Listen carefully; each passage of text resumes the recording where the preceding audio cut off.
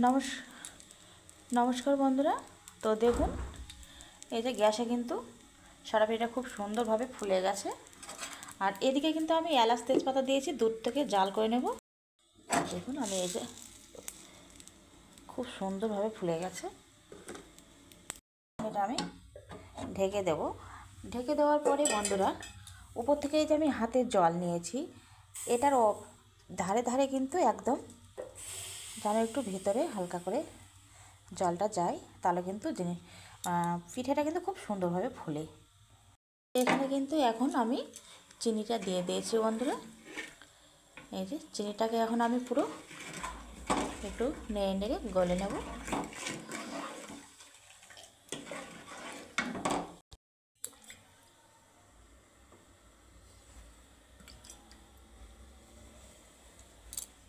দেখুন বন্ধুরা, এখন আমি দিয়ে দিচ্ছি এখানে খেজুরের গুড়। আমি এখন গ্যাসটাকে অফ করে রেখেছি। তো খেজুরের গুড় দেওয়ার পরে কিন্তু আমি হালকা করে এটা ভালো করে সুন্দর মিশিয়ে নেব।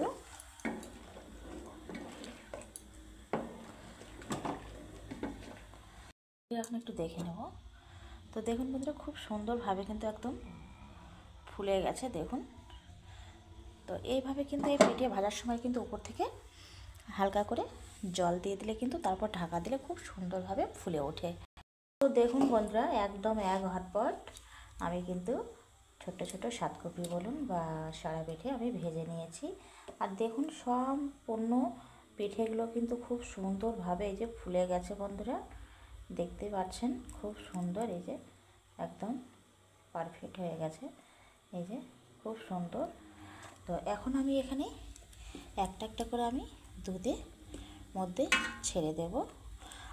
আর এটা কিন্তু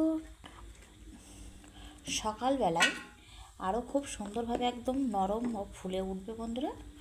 আর খেতে কিন্তু আরও খুব বাসি পিঠে ও খেতে খুব ভালো লাগে। তো দেখুন কালারটা কিন্তু আমি খুব একটা গুড়ের বেশি একদম করিনি, আমি সব মাঝারি দিয়েছি।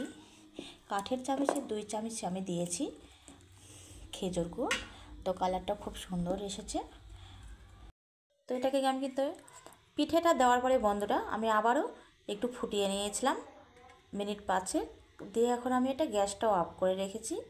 এখন উপর থেকে আবারও একটু আমি খেজুরের গুড় ছড়িয়ে দিচ্ছি। আবার একটু আমি হালকা করে একটু মিশিয়ে নেব। আর এটাতে কিন্তু একটু এই যে সারা রাত্রে যেহেতু ভিজবে বন্ধুরা, তো দুধটা কিন্তু একটু এইভাবে যেন থাকে। তো অনেকটা সকালে কিন্তু বেশ সুন্দর দুধটা আরও কিন্তু শুকিয়ে যাবে, যেহেতু পিঠেটা দুধের মধ্যে ভেজানো আছে, তো টেনে নেবে। তো এখন আমি এটাকে ঢেকে রাখবো। আর এখানে কিন্তু চিনি আপনারা আপনার স্বাদ মতো আপনারা দেবেন। আমি একটু চিনিটা বেশি দিয়েছি, কিন্তু পিঠেতে একটু কড়া হলে কি ভালো লাগে। তো এখন এটাকে আমি ঢেকে রেখে দেবো। আপনারা আমার চ্যানেলে যারা নতুন, আপনারা অবশ্যই লাইক কমেন্ট শেয়ার ও সাবস্ক্রাইব করুন, চ্যানেলটি ফলো করুন। আপনারা প্রত্যেকে সুস্থ থাকুন, ভালো থাকুন। আজকের মতো টাটা।